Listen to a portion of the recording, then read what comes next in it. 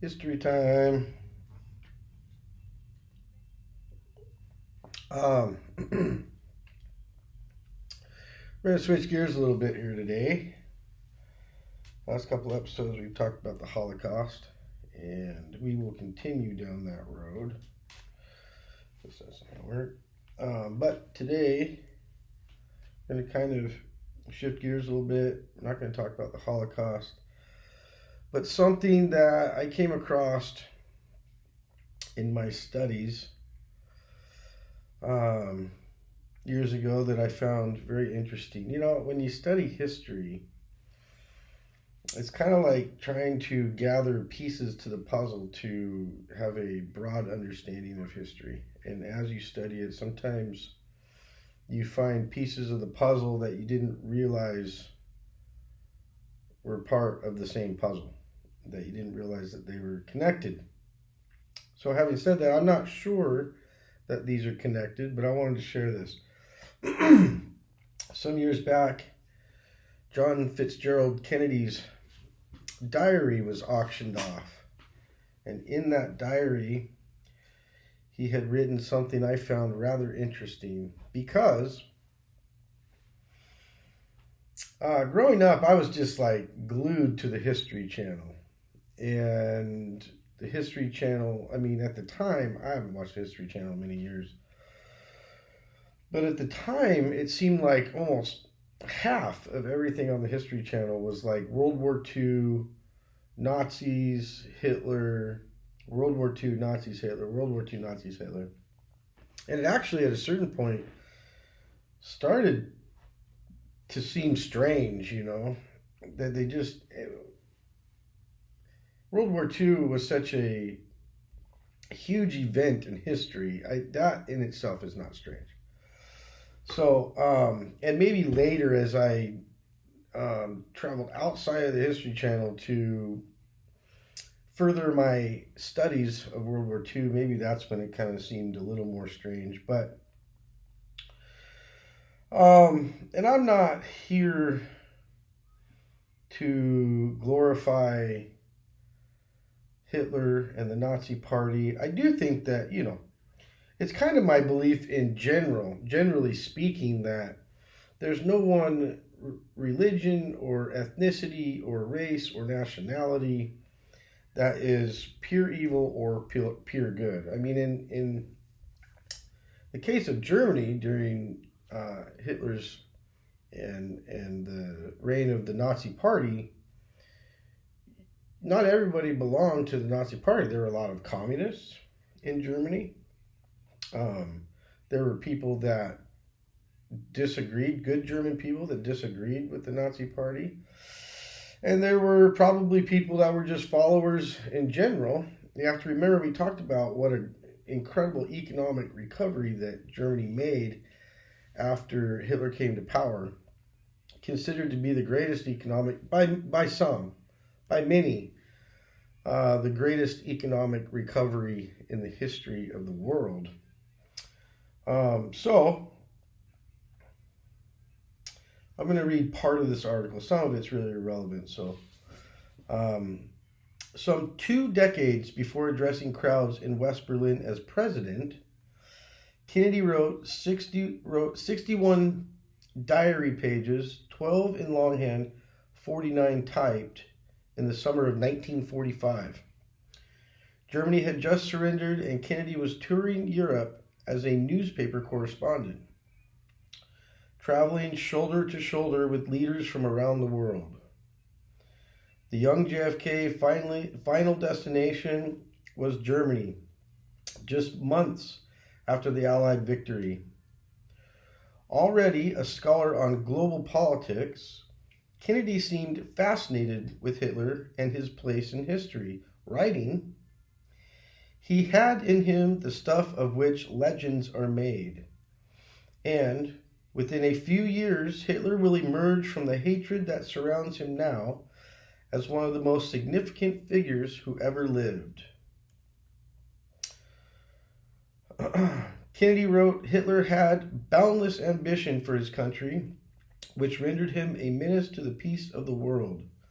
but he had a mystery about him in the way he lived and in the manner of his death that will live and grow after him. Not very good at reading out loud. You'll have to bear with the. Sorry. So, what does that have to do with what I was talking about in the greatest economic recovery in history, the Germans' economic recovery? So, I don't know for sure, but could it be related to, remember I said that when Hitler came into power in 1933, he kicked out the central bank. I have to make a correction here too. In a previous episode, I said that the Nazi Party had put in prison Nathan Rothschild. So I'm going to correct myself. It was not Nathan Rothschild. It was Baron Rothschild, of whom they received a ransom for, and he was released to his family, known to be the largest ransom ever paid for a person in history. Maybe that's accurate, maybe not. However, I do think that it's common knowledge that Hitler kicked out the central bank and issued a fiat currency, a well-regulated fiat currency, backed by the labor of the German people, and that was the start of what would be an incredible economic recovery. In just 3 or 4 years, they went from one of the poorest nations in Europe to one of the richest. So, June 4th, 1963, President John Fitzgerald Kennedy, Executive Order 11110 was an executive order issued by President John F. Kennedy.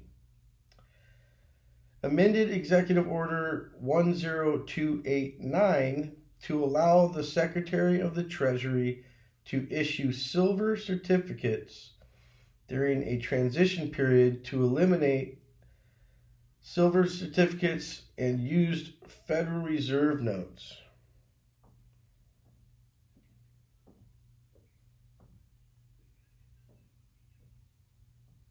To create a silver-backed currency, this is the goal of this. I think, I read something that there was maybe a typo in this. It's kind of seems like that could have been worded differently. Anyway, so the goal of this executive order and an amendment to an amendment, it sounds like, an amendment to Executive Order 10289, the goal was to create a silver-backed currency to compete with the Federal Reserve dollar and fix the U.S. economy, which was in a state of stagflation. So there are theories as to elaborate on this. Some say that this has to do with why Kennedy was assassinated. Well, we know that we talked about anyway, and this could be theory, we'll call it theory, that one of the reasons that Germany ended up at war with a huge portion of the world was the idea that that the international bankers, the people behind the Federal Reserve, and in that case, the Rothschilds, that it couldn't be allowed for the rest of the world to see what was possible if you were to kick out the central banks. You have to remember that all of Europe was in dire straits after World War I. I'll say nearly all of Europe. To my knowledge, all of Europe, but maybe I'm a little inaccurate when it comes to that. But the international banks, the other central banks, of which the Rothschilds were not only the didn't only have ownership of the central bank of Germany, but multiple countries throughout Europe. I'll research that more, and we'll get to the bottom of what countries in Europe had a central bank that fell under the control of the Rothschilds.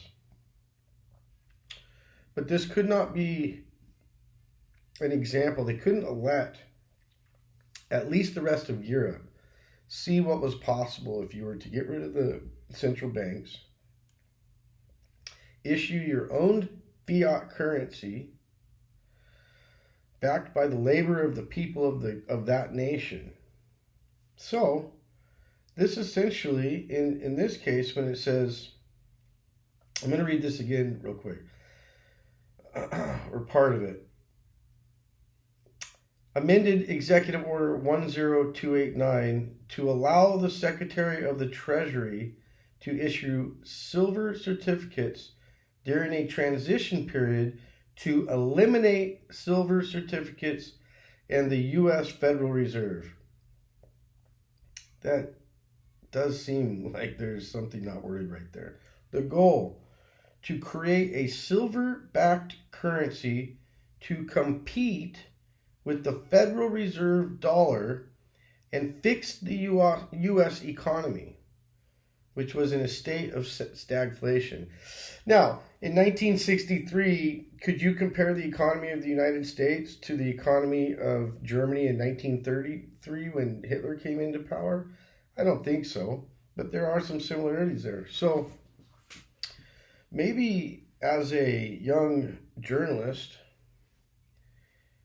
through his investigations, maybe John F. Kennedy knew something about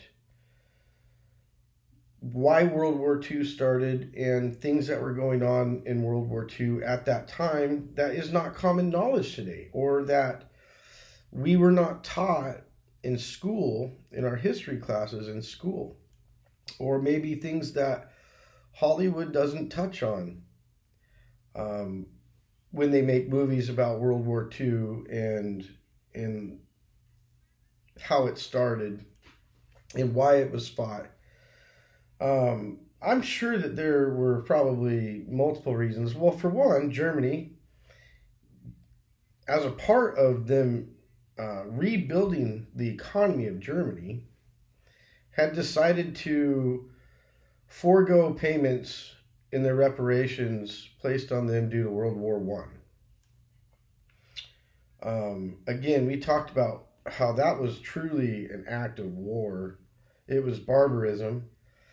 One thing that happens in conflicts like this is leaders, politicians, leaders of industry, influential people, decision makers, lead countries into war, and then the innocent masses suffer from it. They fight the wars, they lose family members, they lose homes. They are the ones that suffer from war, like the Jews in World War II specifically.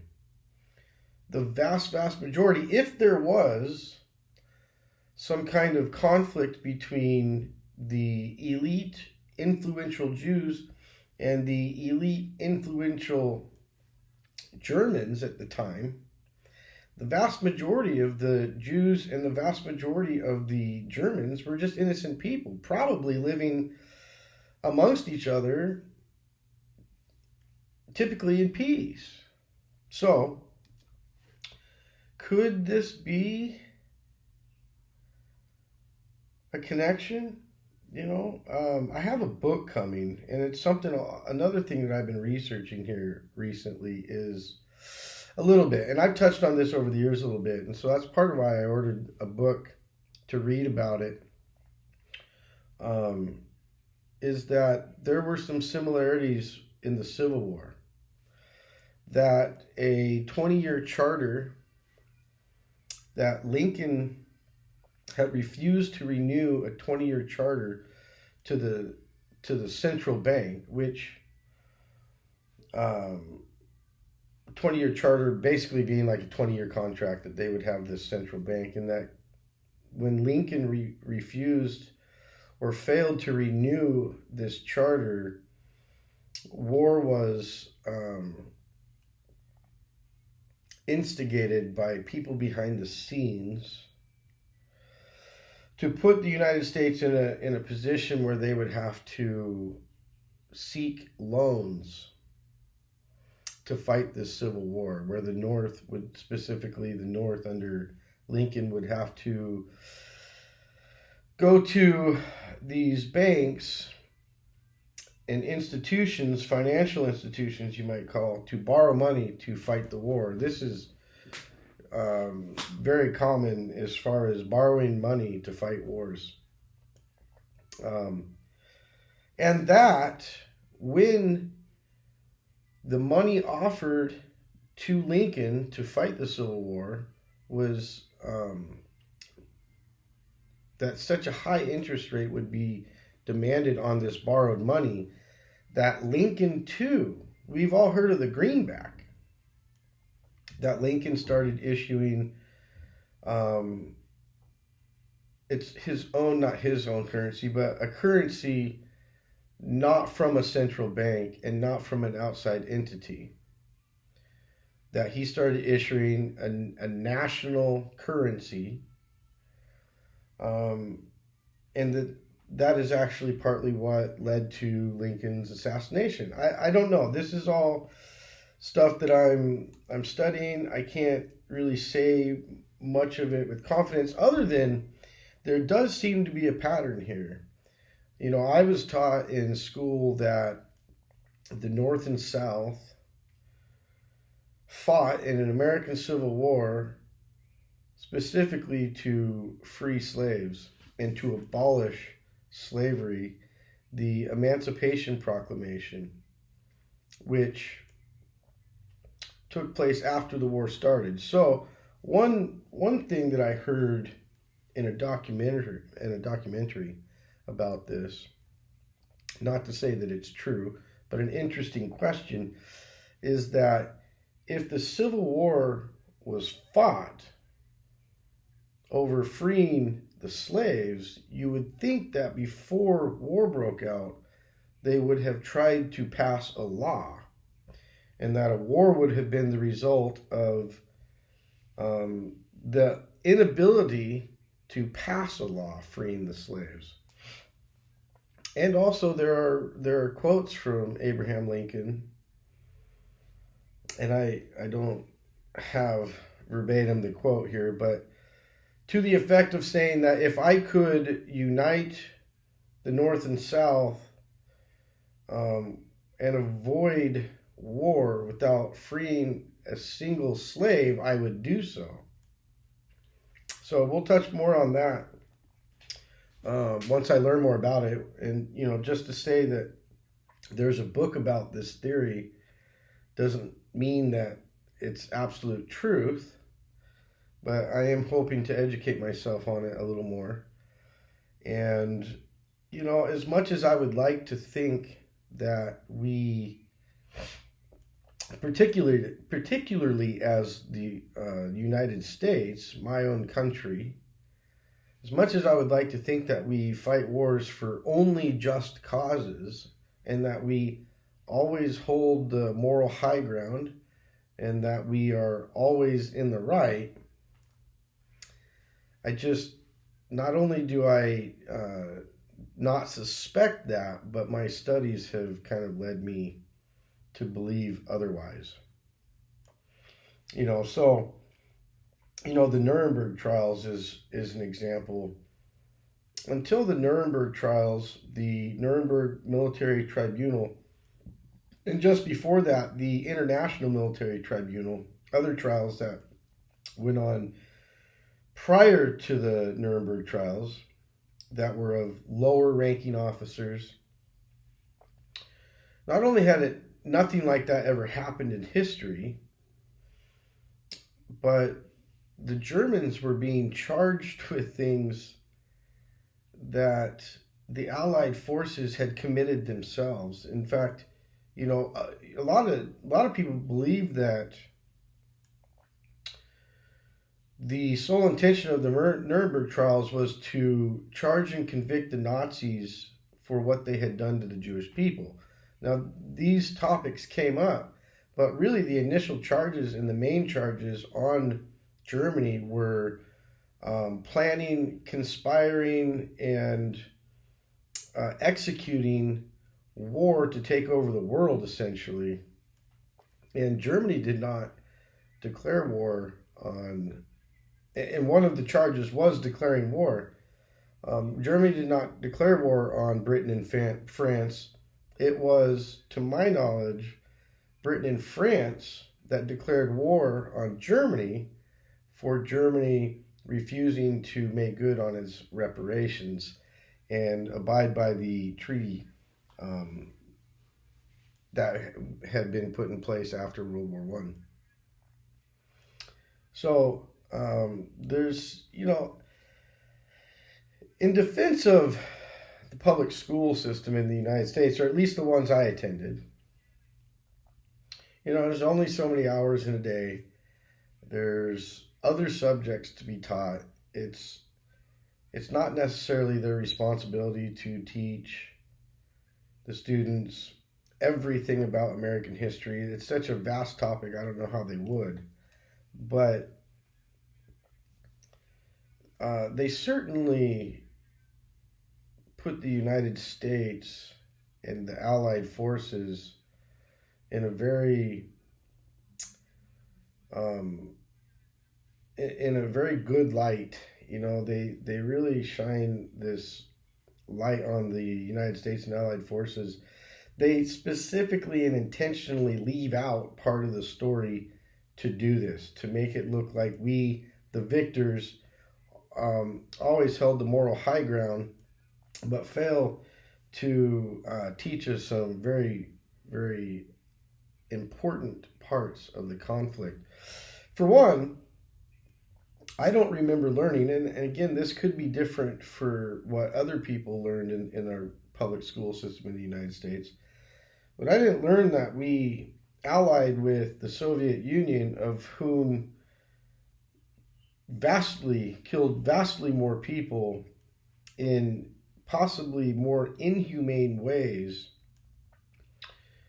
than the Germans did. It's estimated 30 million people died under the communist regime of the Soviet Union, of which at least half were starved to death. So we certainly didn't ally with the beacon of light. Stalin is notoriously, of whom was a dictator himself. I know that Hitler was a dictator. He was considered to be a dictator, and that we had to fight as a democratic country. We have to fight countries that appoint dictators and don't allow democracy. But of course, our biggest ally in the United States was communist, under a communist dictator, of whom the brutality of the Soviets was, nearly unmatched. But hold on, let's back up. How about the United States? Look at what American and British forces, the Air Force of American and British forces, did to Dresden. In 3 days, they killed. I've heard lots of figures, inflated, diminished, but upwards of 200,000 people. And I think that 80 to 100,000 is seldom disputed amongst historians. But one of the reasons, of course, the Germans would have a reason for inflating those numbers, and the Allied forces would have reasons for diminishing or downplaying the number of people that were killed during the air raids. But it can't be disputed that this was not a military target. Dresden was not a military target. It was a very old, beautiful city in Germany. And everybody that died there were civilians. So, I mean, and that's just one example. That's just one example. We also did this to Japan. I mean, I'm not sure how we could say we hold the moral high ground when out of the 2 atomic bombs that we dropped on Japan, the first one, Hiroshima, was on a city, a civilian city.